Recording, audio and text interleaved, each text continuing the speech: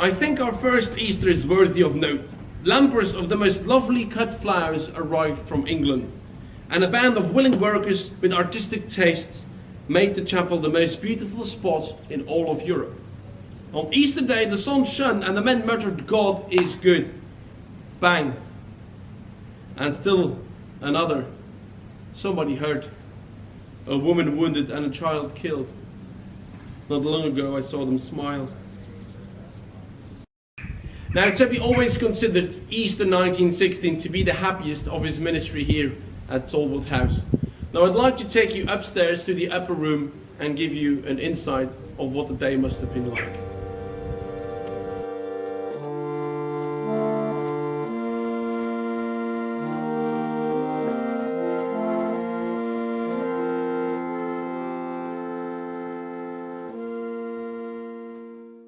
Talbot House, Easter Monday, 24th of April, 1916. Dearest Major, it's 9:15 p.m. I'm all alone and I've just finished supper and my post-prandial canteen account with Sergeant Godley, my senior NCO and Chief of Staff. This always ends up with gossip, as he's the most delightful fellow. It is the first night I've been alone for a week, as Gardner, a lieutenant in my old division, was living with me last week, and he has today rejoined his regiment. He was a really jolly fellow, an amazingly good musician, so that in his presence at our little groan box in the organ loft all last week has been of the greatest value.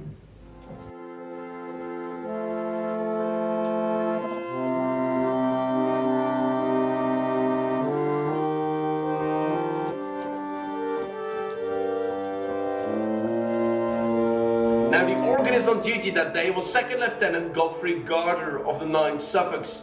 He himself had been educated at the Royal Academy of Music, was a member and organist of the Royal Philharmonic Society, and played the organ in many churches in Greater London.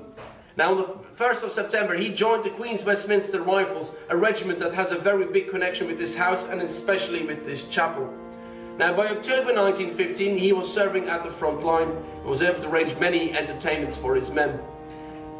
Tubby was able to commandeer his services for Easter 1916, where he played his very harmonium sitting right here in the chapel all day on Easter. He was the most marvellous musician, Tubby kept saying, and really loved his company. Now the music you have been listening to today would have been played on this harmonium. It's exactly the same hymns, we know, but sadly not played on this harmonium because I'm a terrible player, but played by a friend of the house back home in the UK on a twin of this harmonium. Sadly, the Battle of the Somme in September 1916 took Godfrey Gardner away from us as well. He's commemorated at the Thiepval Memorial. He was killed leading his men in an attack at Ginchy. A great loss to the house and to Tubby especially.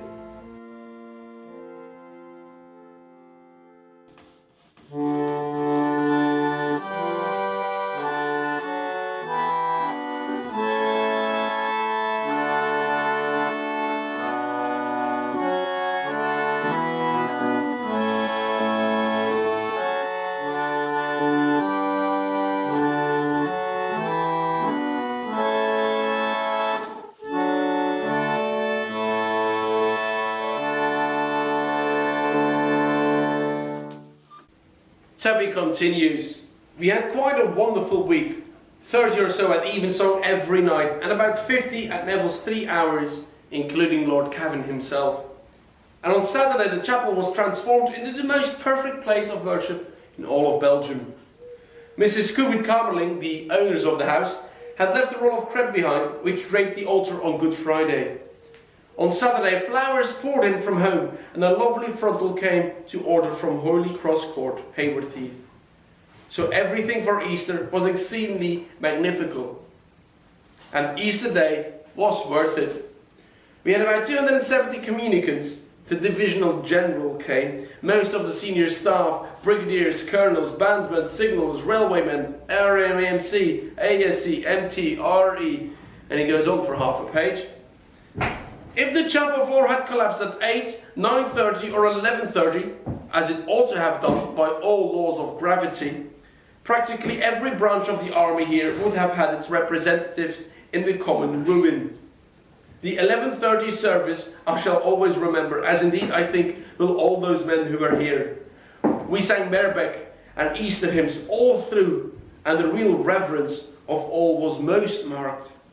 Believe me, the old church isn't half as morbid as some folks seem to think. The offertory totaled £10, which is divided between the Convent of the Holy Cross and the Prisoner of War Fund. As the result of our Lenten offertories, another £10 has gone to the waifs and strays for our adopted daughter Hannah. Before the 11:30 service ended, the colonel of the Brigade of Heavy Artillery was waiting for Gardner, the organist, the harmonium and myself. We lunched with him at his headquarters some miles away, such a jolly party, and then held Easter service there. Later on we visited several more batteries for services. A Bosch plane hung overhead, evidently thinking that the folded harmonium was a suspicious object. So we had to wait in a sandbagged area, retreat, while they were shelling the field on our left with great gusto. The moment I reached Talbot House, Pettifer told me that one of our night orderlies, a splendid medic, had been badly hit and wanted to see me that night still in the local casualty clearing station. So I wrote a dispatch sheet to the CEO of Motor Machine Gunners, who'd been in Holy Communion that morning, asking for a cycle car. Then we had our glorious evensong with the chapel ridiculously overfull again. After which I swallowed some coffee and climbed into the place behind where the machine gun should have been, as we tilted down the road full pitch to the casualty clearing station.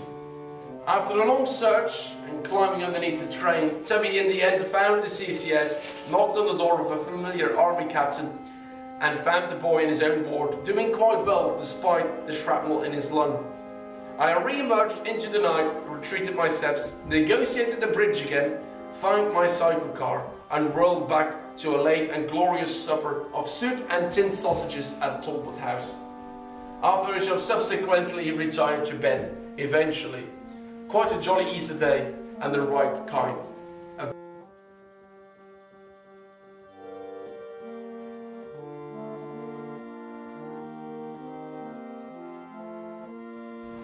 Tomorrow, I hope to take all our Easter flowers to the British cemetery here and have a confirmation class at 6 p.m. Everyone is amazingly nice, and I'm really happy and thoroughly thankful to be where I am. Much love, dearest Major. Your son, Philip.